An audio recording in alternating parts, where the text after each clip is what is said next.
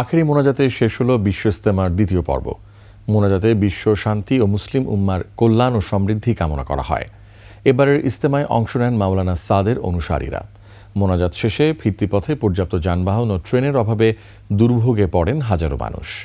গাজীপুর প্রতিনিধি অপূর্ব রায়ের তথ্য ছবিতে ডেস্ক রিপোর্ট। ভোর থেকে ইজতেমা ময়দানে আসতে শুরু করেন ধর্মপ্রাণ মানুষ। 3 দিন ধরে তাবলিগ জামাতের নানামুখী শিক্ষা শেষে আখেরি মোনাজাতে শেষ হয় এবারের বিশ্ব ইজতেমা। দুপুর 12:30টার পর শুরু হয় আখেরি মোনাজাত, শেষ হয় 1টার পরে। আখেরি মোনাজাত পরিচালনা করেন দিল্লির মাওলানা সাদের বড় ছেলে মাওলানা ইউসুফ বিন সাদ। বিশ্ব শান্তি ও মুসলিম উম্মার কল্যাণ ও সমৃদ্ধি কামনা করা হয় আখেরি মোনাজাতে। ইজতেমা শেষে তাবলিগের নিয়মিত দাওয়াতে বের হবেন জোটবদ্ধ মুসল্লিরা।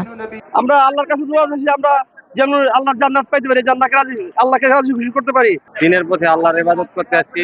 আমাদের মাগফিরাত কবরবাসী যারা আছে তাদের জন্য দোয়া চাইছি।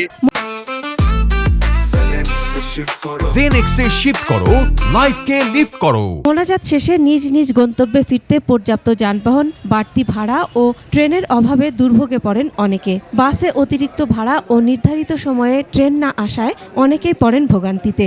বাড়িতে যাবো, গাড়ি পাচ্ছি না, গাড়ির ভাড়া বেশি যাচ্ছে। 120 টাকা দেয়, এখন চাইতেছে 250 টাকা, মানে এত পরিমাণ দাম।